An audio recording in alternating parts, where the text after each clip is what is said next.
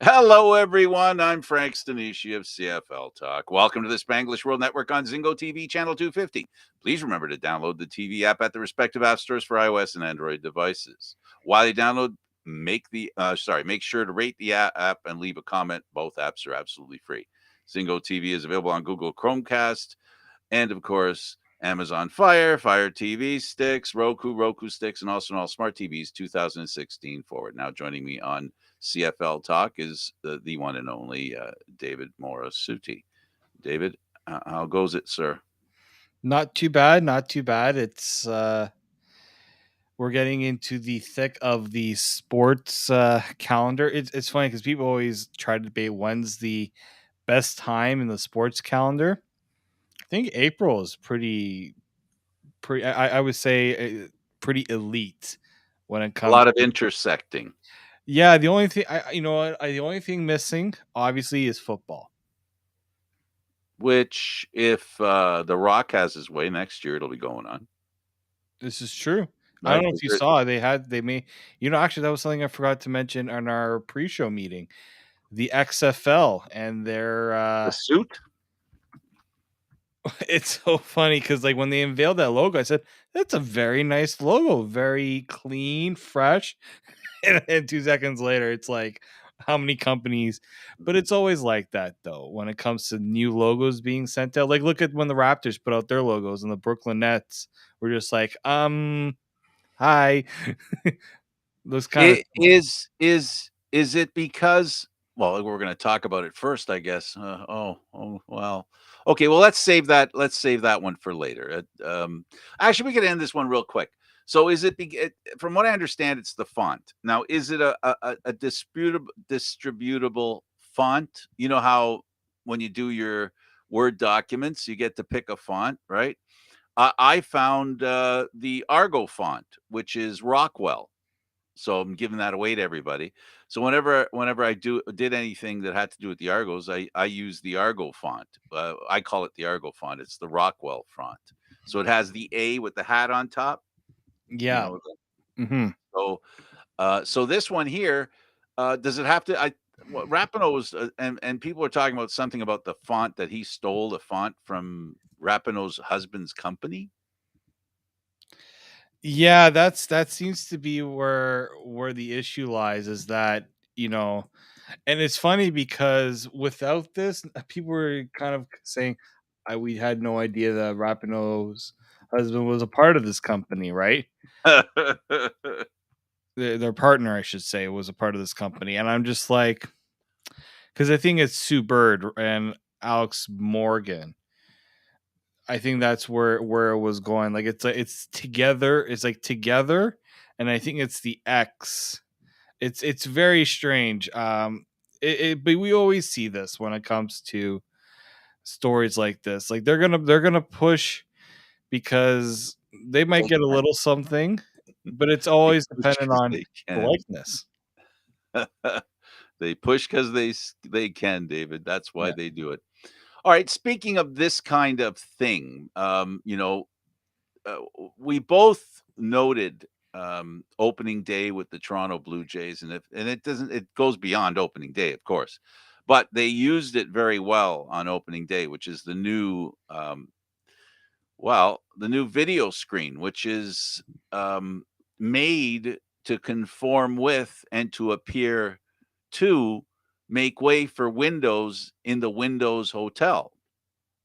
Yeah, because that's always been it's always been something that they've always had to work around because those are premium seats, right? The hotel seats, and they have always wanted to find a way to make those windows work, and it's tough, right? Because they have to not only think about the windows, but they also have to think about visibility and you know the screen hasn't been improved since I think 2005 if I'm not mistaken. It was mid 2000. It was one of the. It's like now it's like the top 10 in terms of screen size in all of MLB. But yeah, I've always said that screen looked like when I first went to games. It was the coolest thing ever. Then after about 15 years, you're like, yeah, it needs a little bit of a revitalization. Um, it The worked out. Super Bowl this year was Yeah. the screens at the Super Bowl this year were something else. LA, that stadium is Oh, it's that's like a palace. And even like it needed to have 2 teams. They couldn't have afforded it for 1 team. I know. I mean, when you think like because they're in obviously a very different position. Like I think it's them and New York are the only two that are To share a sharing stadium? stadiums. I've been to MetLife Stadium where the Jets and the Giants play. I can only say this: it fails in comparison to what they did at SoFi. What they were trying to do, and I talked to a few people because this was my first time. I talked to a few people who venture to the games that are regulars there, and I said, "It's my first time here." And they're like, "Yeah, we're a little disappointed in how this all turned out." But they were supposed to be taking the MetLife building and pretty much make that into a stadium. So the designs are very cohesive, which maybe wasn't exactly the right thing to do for a sports arena. You want it's a decent arena, don't get me wrong. But in comparison to what we're seeing now in the modern days of football stadiums, yeah, SoFi is on another level. Even as a person who is a Cowboy supporter and hopes one day to go and watch a game in Jerry World, that stadium I think is worth that the whole area, the whole development was worth 3 times more. Um, that stadium, um, just watching it was it was just amazing to watch the game, and then every so often get a peek at the stadium, and they go around and like with the commercials, especially because they use the whole stadium as the background for those quick commercials that they do, and to realize that the the screens are two-sided. And I don't even remember how many screens are, but there had to be multiple, like 6, 7? Oh, I couldn't even tell you. I wasn't even counting, but oh man. Well, I'm in my mind's eye right now because that was an impression burned on my brain. So the reason we're bringing up this point, folks, is that, is there something the CFL can do? We always talk about the in-game experience in the Canadian Football League. One of the handicaps that they have, is they don't have the kind of money to spend that NFL teams have. Get it, understand it. But I just wonder, when you saw that at the Super Bowl, it's kind of, you'd think that it would be something that you would only impact you at the game, but even on TV, it had an impact. So I'm just wondering, what can the CFL do? Wondering out loud, we're talking here about what they could do to enhance the technology at a football game. I mean, when it comes to technology in football, in the Canadian Football League, it's that screen and it's basically video creations, right? Fireworks, um, cannons. Every team has their. You've got your chainsaws with the Red Blacks. You've got the beer garden at Mosaic Stadium. So you've got the horse running down the field in Calgary. You've got the stadium in BC that holds more seats than they're showing.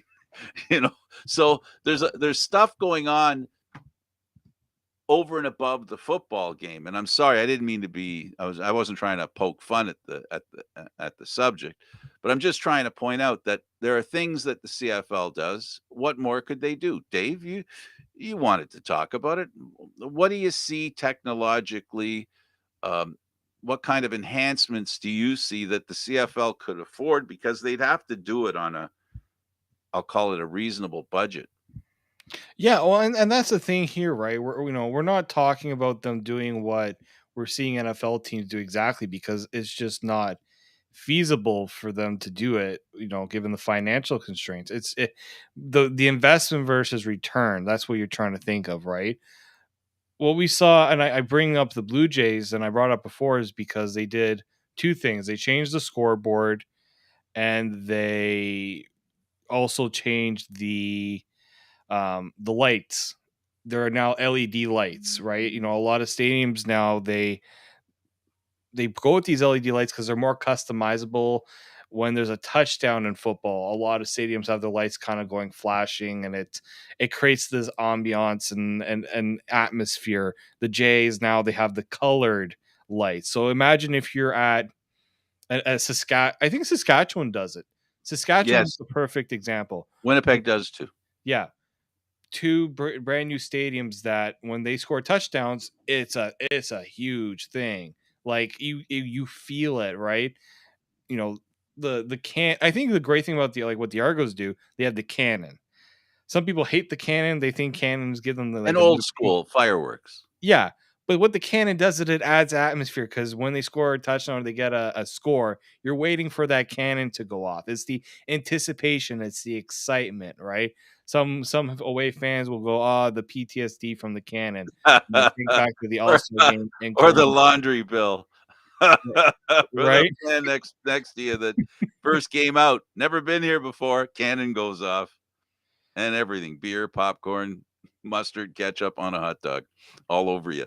Uh, well, the point is, in all fun, in saying something like that, you're trying to create an atmosphere. You're trying to, you know, we're so accustomed, with whatever we do nowadays, flashing lights, our telephones, we used to look at a telephone. You probably don't even, you're probably too young to remember what a handheld phone looked like. Um, they've come a long way, baby. So, they're obviously something that now people are accustomed to. All the bells, the whistles, the flashing lights, the sounds, the perfect sounds too, like it's not just about sound, it's the depth of the sound and how crisp and clear it is. And that goes in hand with the visual experience, right? So yeah, TV screens. What could the CFL do?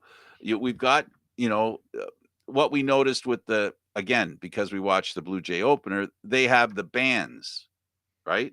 So they Yeah. have a TV screen that is, I mean, if you're up against it, it's big. But when in the context of the big screen, and then it has the stripes along the bottom, which they can use effectively for stats and information, one-liners, if you Yeah. will. And so it looks it the Sky Dome looks totally different, which is the point of what we're talking about here. How can you refresh the stadiums without spending millions of dollars? Well, and yeah, that's the thing where I believe so what I was from what I remember, the screen that used to be at Maple Leaf Square or Raptors or Jurassic Park, whatever you want to call it, was taken from there and moved to BMO. I believe that's what happened, right? Because Oh, Beanfield did not have a screen like that at first. That was a new addition. oh, okay. But here's the thing we're talking about too with a lot of these there's an event coming up in 4 years called the FIFA World Cup that Canada is trying to get Run, its name be a on, part of. Yep. right? Be a part of. A lot of these CFL stadiums have an opportunity to potentially piggyback off of that to get some improvements to their stadium. That does happen all the time. I mean, the Yes, last time BMO got an improvement, the total existence of the Cat Stadium, I'm sorry, Tim Hortons Field, sorry, Tim Horton, exists because of the Pan American Games. exactly, right? And so I'm of the opinion that you have to this is where you have to take advantage of opportunities like that because when people go to games, you want to make sure that the atmosphere and it's the atmosphere that draws you back, right? Crowds are pretty great at CFL games. I don't think ever go to a CFL game and not have an enthusiastic crowd. It's what else are you doing to draw in fans, right? You know, the To raise CFL, the level, to raise the yeah. level. Years ago, for the Thursday games, they would do a concert, They right? tried that. They They tried still do, that. I think. It wasn't too bad. it's just, the optics of doing it, how, they were like, I think the Argos were doing it in the South Side concourse area. It kind of made for a little bit of a mess traffic wise. They had one on the field. At I remember at some points, like that's one way to do it. I personally think it's all about in the moment in the game. You know, what's something that somebody's going to draw back and be like, "Oh, that was such a great thing that they did at the Owls game. We have to go back." Why do some people travel to certain places to go watch sporting events? It's because it's the reputation of this place is the place to be for a game. Montreal, when it comes to hockey, you see a lot of Leafs fans go and watch games with the same. Even a lot of people from Ontario go and watch the Bills game because the atmosphere of a Bills game, even though the stadium, I mean, now it's going to be a brand new stadium eventually, but the atmosphere of the game, it's second to none. That's what draws it back. Even if for years the team wasn't good, you still had the atmosphere, the aura of the event is what brought you there. And I think that's what the CFL needs to get back to in a way, because you know I think the biggest change for a lot of these teams was they got these better facilities.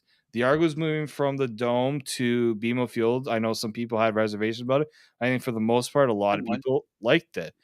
Um, I would think that those people in Saskatchewan, Winnipeg really do appreciate their new stadiums, and those in Calgary are still pushing and waiting for the day where they get to see their team play in a new modern day stadium. Like that's really what it's about, right? Modernizing the experience to reach a new level of fans that you haven't been able to reach. My thing too has been, and they're doing a better job of it, I suppose.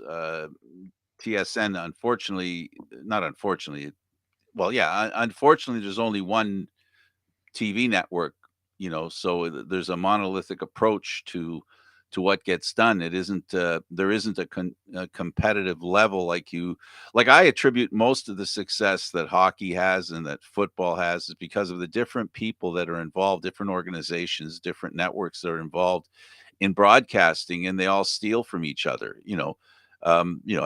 Just because an idea comes, it doesn't stay in one place. Otherwise replays would have only been on Hockey Night in Canada. Yeah, if you know what I mean, or CTV, whoever initially used it.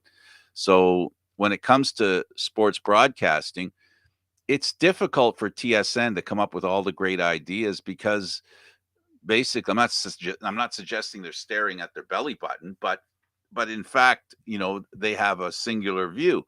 So the broadcasting of the games, they have for example, the wired camera.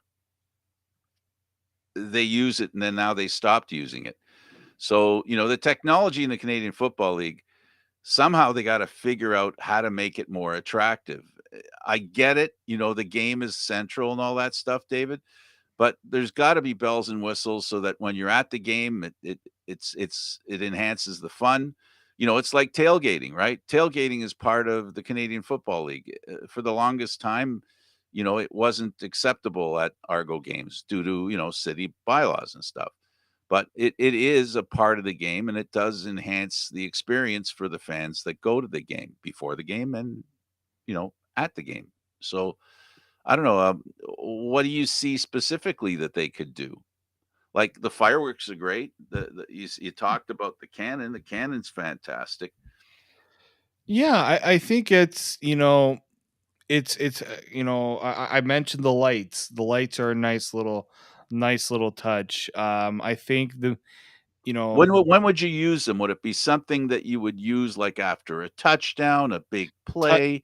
a What it would? touchdown, the start of the game. I feel being at Argo games, because this is what I can draw to, because these are games I've Yeah, been this is to. what you have experience with. Absolutely. The start of the game does not have the buzz that I think it needs. The They, pizzazz. they have a nice video that they start with, but if there's nothing that builds up the atmosphere, right? So if on a night game where the lights go down, And then you starting up a light show with the video, and then it gets people to understand the game is starting. The guys are coming out, the players are coming out on the field. They need to do a better job of getting people right off the hop excited about the game starting. Well, what if, because I've given this a tiny bit of thought Okay. because this little brain can't think too many things at once, so it's difficult. But I gave it a shot. I thought about it, and I was thinking, like, a simple thing that TFC did, which became contagious. Now, probably other teams have done it before them, of course, but just that I noticed it with TFC doing it was the drum at the end of the game after they win. Yep. A simple thing like that, that is, audience participation, which is what you're talking about. Because what you're talking about when you're talking about the lights is you have a lot of stuff going on that people notice, and it triggers a little bit of an excitement gene inside them and gets them hyped up, right? Mhm. That's the most basic way to hype people up. It's even easier than asking people to hold up their cigarette lighters. You know what I mean?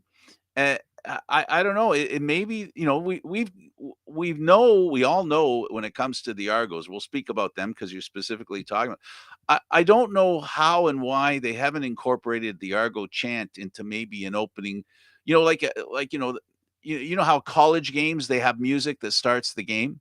Yep. Uh, e Even Canadian, not just US, but US does it really well, where they incorporate music and they incorporate the audience, which a lot of the bands are of the college team that's playing. So they're there to enhance their side, of the game.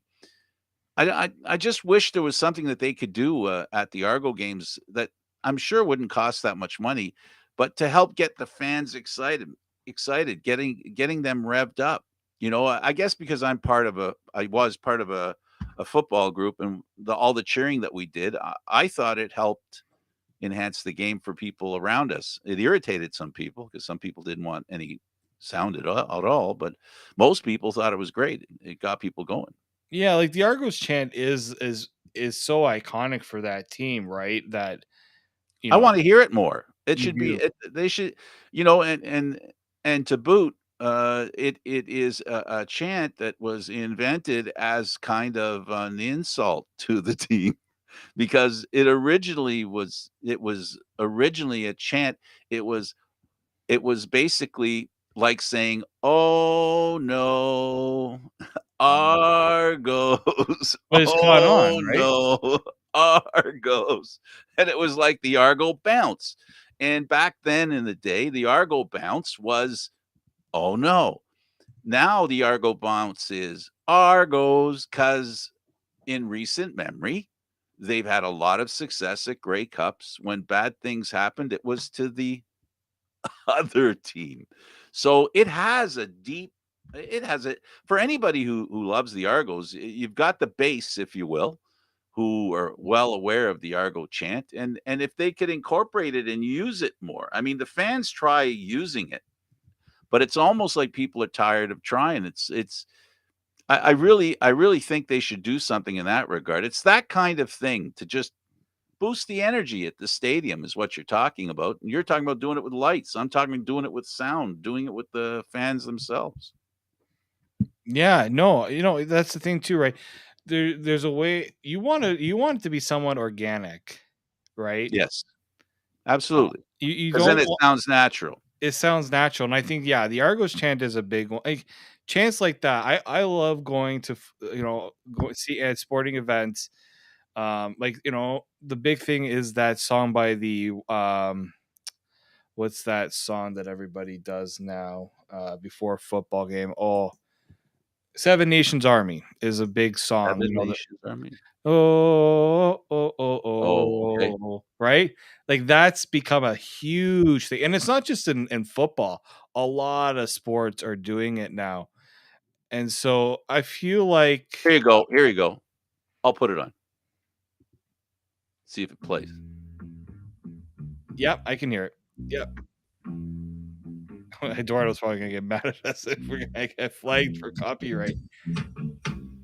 And this you play this song, fans in their heads think of doing that chant. You don't even need to play the lyrics. It's that rhythm, it's the melody that gets people right away. And I Absolutely. I think it's simple. You can steal from other sports too. Can we agree? Can we agree as well that you don't? Mutual exclusivity suggests that we're not talking about the game is boring without this stuff. We're talking about enhancing the game. I want to make that abundantly clear. This is not about saying, oh no, it needs something because the game's not good enough. No, something to enhance the game. Like, there's great. The one thing that CFL fans do really well, and the league should and does show their appreciation. TSN as well shows them all the time on the screen. Not only do they, afford to give us in Hamilton, fantastic, Toronto, everywhere, the fans get all dressed up and then also do their chants and their cheers. We all know the Hamilton one, right? We talked about the Argo one, and then of course, the rest of the teams have theirs as well. Um, but again, we need more of that. We need somehow there needs to be an avenue of thought that helps. Uh, Basically, I think the safest route for the CFL, the cheapest way to go, because let's be realistic here. And I'm sorry if I offend anybody in the Canadian Football League, whether from the commissioner on down.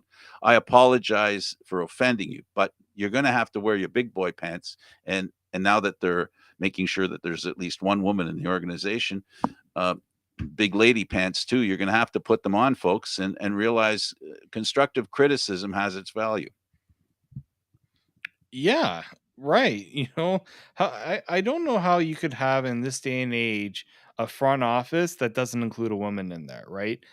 It's almost like when you're running an Italian restaurant and then you don't have an Italian input on the menu. People can understand Italian cuisine and all those things, but Italians, we know it. It always comes down to food with We know David. how to relate. Yes, it It's always is. always comes down to food. It's how we relate in life, Frank. I'm No sorry. kidding. No So kidding. you're gonna get your chance to eat your pizza tonight. I already had it. Oh, okay. I already had it. We had a free one because the last week sucked. Again. Oh, you might have to go to a different pizza place. Not if we keep getting free pizza for the ones they screw up. That's fair too. Well, I mean, we're digressing now. But that's it, We right? bought a we bought a pizza last week, and it had a big bubble on 3/4, well, not 3/4, about 2/3 of the pizza. It had a big bubble, and there was no vegetables, nothing, no meat on that part of the pizza. It was an air bubble, and they didn't put any toppings on that part of the pizza. It was about a third of the pizza. So anyway, we ended up with a free one. Just advice to our friends out there who buy pizza: see if you can get a free pizza. Yeah, So, complain guys, if you don't get the so pizza, food is everything here on this show. yeah, Food matters. make sure you complain and get what you want out of it. That's for sure. Yeah, never Uh, put up with a bad. Oh well. Anyway, no, for sure. And so like what we're trying to say here is not only do you want to get women to think that your league look, the CFL years ago had one of the better campaigns. It got national and yep. international attention. Diversity is strength. And I'm thinking diversity is strength. Okay, yeah, I can see some of that. We've had coaching hires that the NFL strictly does not believe in terms of giving minorities opportunities. But is it true? And I said to myself, I don't think Oh, it's fully true because I've heard women say that in ways that there were the women in coaching roles, were the women in management roles, were the women leading teams, right? The well, at CFL, least they're addressing it, and yeah, I'm not here to. Well, you can carry on. I'm just not here to judge on whether they're doing it enough because I really don't know. Other than to what you said, if there's no presence, then obviously there's a need. right. And I think that's the biggest thing, right? Is for people to come to me and tell me that the CFL hasn't done enough. Okay, what can the I don't CFL believe that. well, I said, okay, what can the CFL do to show you? There are women involved in the CFL for sure because I've talked to them. I've met with them, I've seen them. I think it's It's having only a them. question of, is there enough? When's enough? When's enough? That's When's it all. enough? I don't think we're there yet. That's first and foremost. When's it enough? But when is it? What exactly are you trying to get out of it? Do you want it to be visible? Maybe they want it to be more visible, more talked, more. I think it's more participatory, like being a part of it, Um, y David, when it comes to stuff like this, what we've learned over history and over time is that, just like, and it's also with people of color, visible minorities, and women, same thing. When it gets to the point that you don't have to make a count, you don't notice they're not there. At the end of the day, that's always what it comes down to.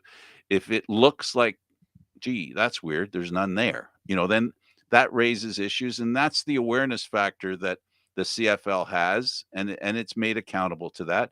Society in general makes people accountable to that. And yes, sometimes you have to wrestle organizations to the ground to get them to do what you're talking about. I get that.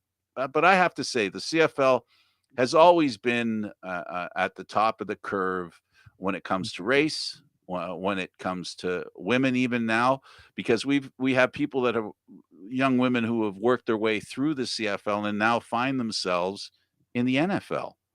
It's not the other way around. There aren't women coming here from the NFL. There are women referees who are reffing in an exchange program with the Canadian Football League, which is another, if there isn't a woman out there, then, maybe there should be, and the more interest that women show in the game, football, the more I think we all expect them to be a participant. They should be able to knock on a door and be considered, Yeah, no, I think that's or send important. an email.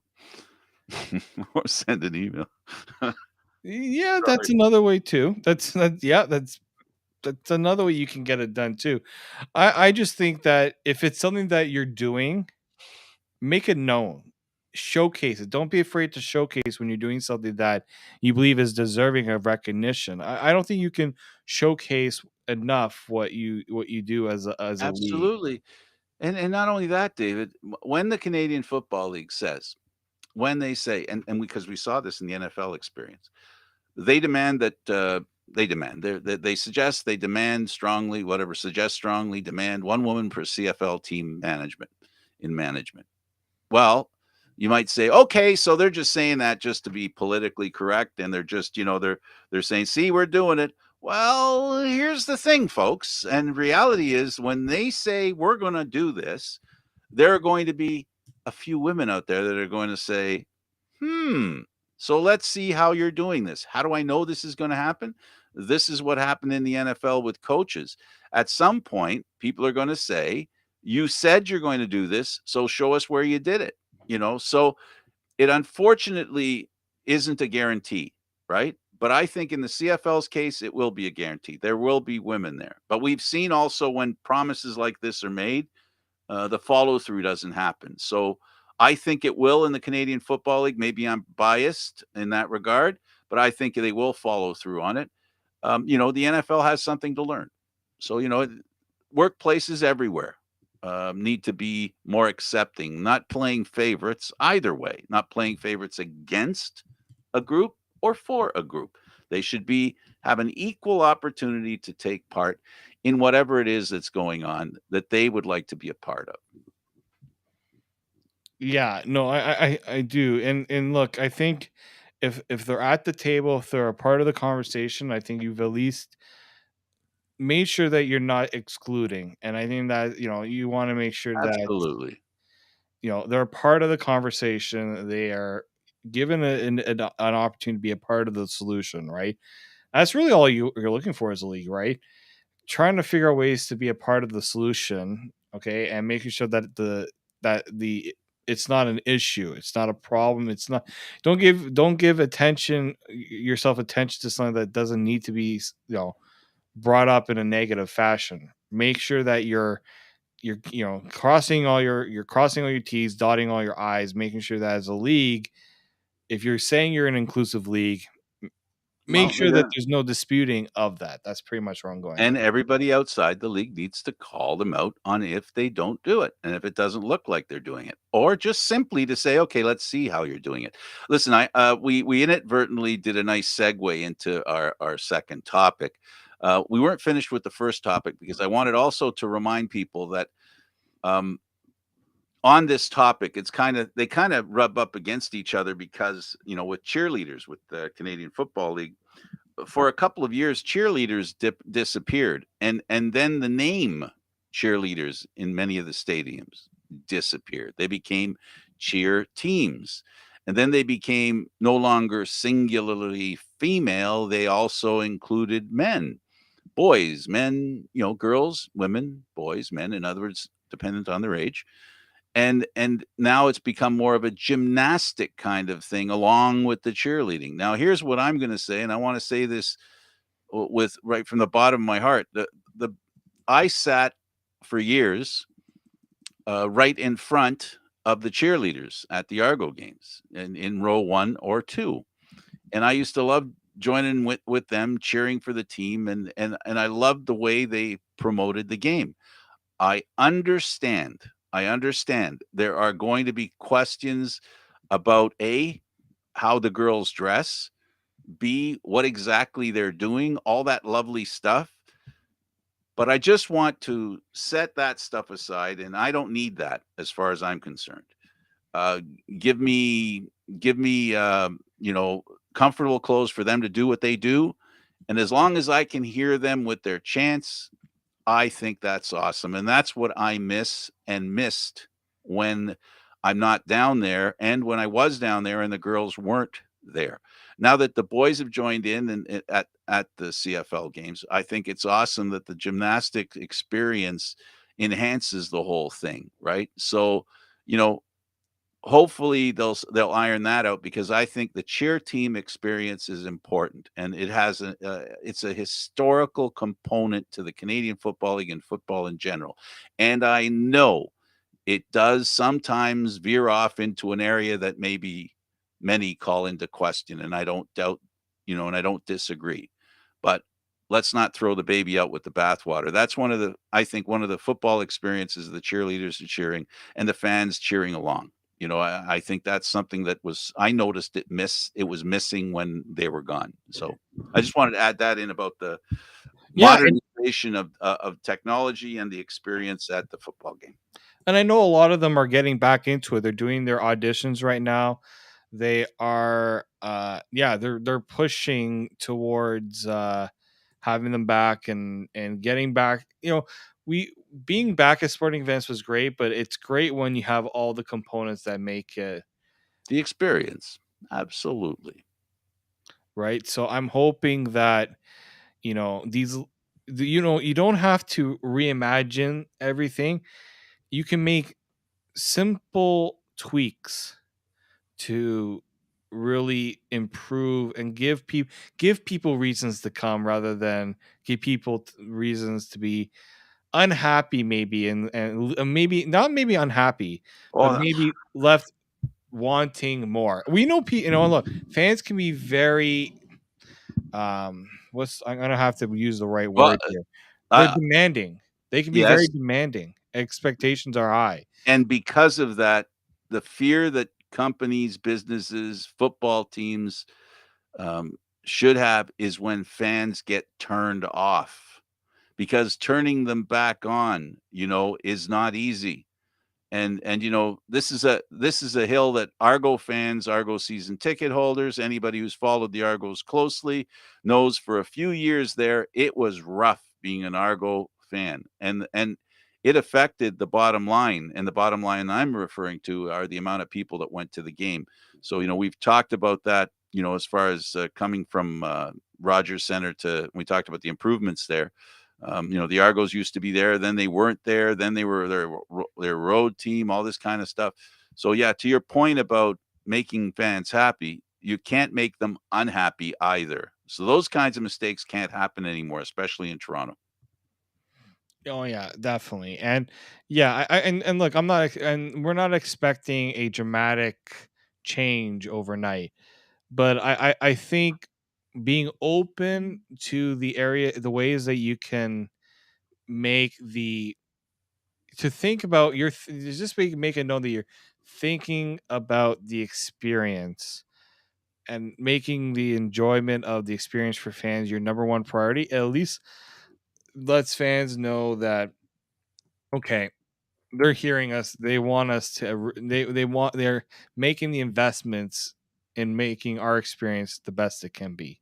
It Actually, sends the just right to message. use a new terminology that you kids use, they have to get they have to get the game's experience and excitement trending in the right direction, and once they achieve that, which they have to, they need to keep, you know, trending in a direction that says we're even going to get more exciting. They really have to do that, and because the experience of the fans at the game is paramount. It's what they need. They need people in the stands. They've got to figure out ways to do it intelligently and honestly, cost efficiently. I keep repeating this, but to me, this is an important factor in the Canadian Football League. After 2 years of, are we going to play? Are we not going to play? Do we have season tickets to sell? Have we sold season tickets? You know, how's our budget? So after that for 2 years, maybe you could even say on going into a third, you know, they need an opportunity here to be very intelligent with how they do stuff. Yeah, no, for sure. And we're thinking about, we brought up the XFL not too long ago, and we brought up, that they were looking to collaborate with the CFL, and that ultimately didn't end up happening.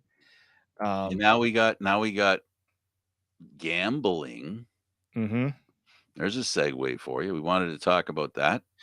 right. I noticed that the company you work for is uh, is out front about promoting gambling. They're doing it during Hockey Night in Canada. They have a segment for it. During the Sportsnet updates. They're doing it during that as well. TSN's doing it not as much, but now gambling is becoming an integral part of sports, and the CFL has to get on the ground floor on that one. They are there with Genius, so they have at least they've got somebody who now understands gambling. Now that the word's out and the government said, okay, you can bet on anything now. So they're there now, David, and Oh and yeah. now and now it's actually happening. We've talked about gambling and how important it is to the Canadian Football League and sports in general. Um, it's all about money streams, finding Right. ways to make And money. I've mentioned this a few times that if as a league, and if the CFL really wants people to get eyes on it, well, as somebody who's gambling, I'm going to be keeping a pretty close eye on what I'm putting my money on, right? If I'm And looking, there if has to be an appearance of everything's up and, you know, yeah, up and there's up. no funny business going on. Yeah. And we're not talking about funny intentional funny business. That for sure has gotta go. But you also have to get rid of the stuff that's raises questions. You can't even allow any questions to be raised. And the first and most important one is how they determine people knowing who's injured and who's not going to play. Right. Injuries is a big one. Somebody mentioned to me, "Oh, is would you get a potential conflict of interest because you cover the team?" And I said, "Well, I'm not getting insider information. I'm not getting the trainer telling me, I don't know if this guy's going to play tomorrow. We have him listed, but he's kind of 50-50 at this point. I don't get that information." I suppose somebody in the media could, Yeah, no, and for and sure. and and I would assure you that I wouldn't be one because number one, I'm not a big gambling fan. But I guess there's going to have to be some sort of policing about how the information is shared with the public, but then the best way to not have insider information is to make sure all the information's on the outside. If it's all on the outside, there is no inside information. If Right. you announce who's hurt straightforward, up and down, no, shading stuff, 100% do it the way it is, then you don't have the appearance of a possibility of anything like that happening. Here's something that I think fans should keep an eye could be aware of. Every day, CFL teams release an injury report, and they're a lot more specific now than when they've been in the past. That's not by accident. Nope. That's not by accident. You will know if a player is not practicing and given some reason, whether it's a personal reason, injury related, you will know about it. And I think people need to, realize that, the CFL understands that, and they're going to have, and look, there's some coaches who are old school and there's some teams who Uh, have that thinking of, we don't want our opponent. Nope. I think for those you, days are gone. those days are gone because everybody's going to be on See the ya. level playing field when it comes to that. You know, you have to be, you have to look big picture here.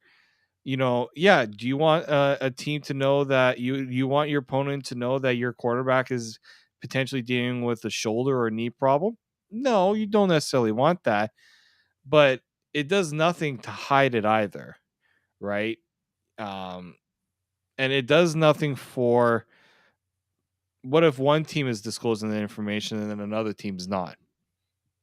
Everybody has to be on the same level ground here. There shouldn't be any exceptions. I always look back to there was a gambling issue where Manny Pacquiao was fighting in a boxing match. I believe it was against Floyd Mayweather. It might have been Floyd Mayweather, and Manny Pacquiao had an injury that he did not disclose. And I don't know if you know, boxing is probably one of the most bet on sporting events, or at least for the most part, it was. There were a lot of people who were going after gambling, going after promoters and a lot of things to say you did not disclose this, and that impacted bets, that impacted people putting money on events. There's a risk, always a risk when you're betting, but information is key, and if you're not giving out information or you're holding back information, that that becomes a problem, and people will just say, you know what, I can't take that risk. I can't take the risk that nobody is. If this team doesn't want to give out injury reports, or if this team decide, if I can't get the information I need, I'm going to stay away. I'm not going to put my Absolutely. money towards it. Okay, let's use the last few minutes we have, and the subject matter will be Randy Ambrosie, the commissioner of the Canadian Football League. Two things that he's had to deal with, that are as the leader of this league, he has a responsibility which he hasn't shirked, even though people try suggesting that he shirked it. He didn't. First of all, the issue about the CFL and contemplating four downs. It has since come out that two teams, the Toronto Argonauts, and this is if you believe Arash Madani, the Toronto Argonauts and the Calgary Stampeders, both involved with the National Hockey League as direct as they can possibly be, voted to look into four downs, and it took 9-10 days for the commissioner to respond to an article that Arash Madani wrote because he asked and didn't get the answer he wanted. In the time that happened, there was a meeting held, put together and held, a vote on the issue. Teams had a chance to think about it, about 9-10 days before they had to vote on it. And the vote came out 2 in favor, 7 against. Randy Ambrosie, after that, called out, without uttering a name, a reporter, and basically you can go from there. So yeah, there wasn't. So it was Three Down Nation that took Madani's words from the radio hit he did with, I think it was Derek Taylor. Was it there? It was one of the CFL radio shows. Basically, he basically said that Genius was behind the idea of, exploring the idea of moving to four downs, and they were pushing for it. Then Genius came out and says, no, we didn't. Then Randy Ambrosie obviously said that this thing became bigger because one media member made a report about it, and An Demidani. inaccurate report. Yeah, he said that he inaccurately reported that our new our new partner Partner. Yep. was pushing this, and then so Medani's response, as you said, was, well, two of your teams voted that they wanted to look into the idea. And so I think, and we heard about it all Repeat throughout the that, draft. repeat that. They wanted to look into the idea. It Yeah, and wasn't they're voting to do it. They were voting to look into it, to see what it would do, what good it would do. right? There's nothing wrong, and look, they apparently they said they took a very big, they looked at it. They really did discuss it. They thought about, is does it make sense? Uh, and we've heard this many times before, that there's teams that are really pushing for things to change in the CFL, and there's divide with the different And all of groups. them have a different agenda. Let's be honest. They all Yes. have a different agenda. They all, not all, but there are a lot of different financial plans in play here. In other words, how teams are run financially. There are a lot of different ways teams are run in this league. So that's a tough way to run an organization, with one voice being the head office of the Canadian Football League, when you have 9 partners that don't exactly see how to do things exactly the same. No, that's for sure, right? That I think that's what Randy Ambrosi is really trying to figure out right now. Is he's trying to figure out, how do I satisfy everybody? Which, I'm sorry, in it's really hard to satisfy everybody. And really, Randy Ambrosi's goal should be, what's the best thing for the league, and how can I get everybody at least on board with doing what's right for the league? That's really, I think, where I don't know if he's made that clear. That's what he wants to do, but that's what I think he should be Well, doing. there's a reason why you don't know, is because the one thing that Arash Madani, the point that he made was, and unfortunately it smacks of a lot of truth, and that is that Randy Ambrosi, love him to death, isn't accessible to the media at the drop of a hat, and sometimes even at a request. So, that in itself feeds, the BS that starts flying around, because you got to give Arash Madani at least, you know, respect his opinion that maybe the commissioner should react quicker to questions that are being asked to the media. I think that's a fair complaint on Arash Madani's point. Oh, for sure. Um, then, of course, so the commissioner's asked as well. He's asked about, so how's the Maritime Move working football team out there? And he responded 11 out of 10. And you made it a reference to the Spinal 11. Tap, one of my Spinal favorite movies. Tap.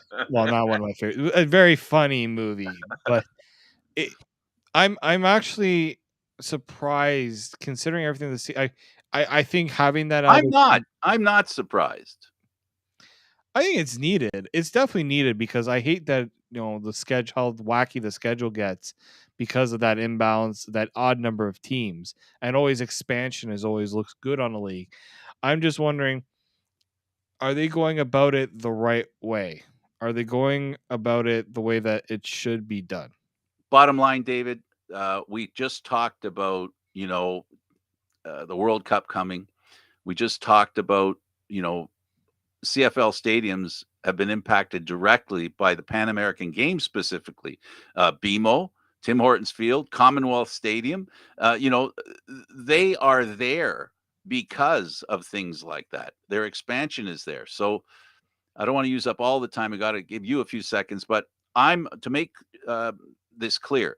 I believe that the Maritime team is more than possible. If the Maritimes need a stadium locally, if Nova Scotia, Halifax, the big city there, if they need a stadium, can it accommodate the Canadian Football League while they're putting a stadium in there? Is there enough going on to justify the building of that stadium? Because as we've said on this show, and as everybody understands, we're talking 10 games a year. So the stadium ain't going to be there just because of football.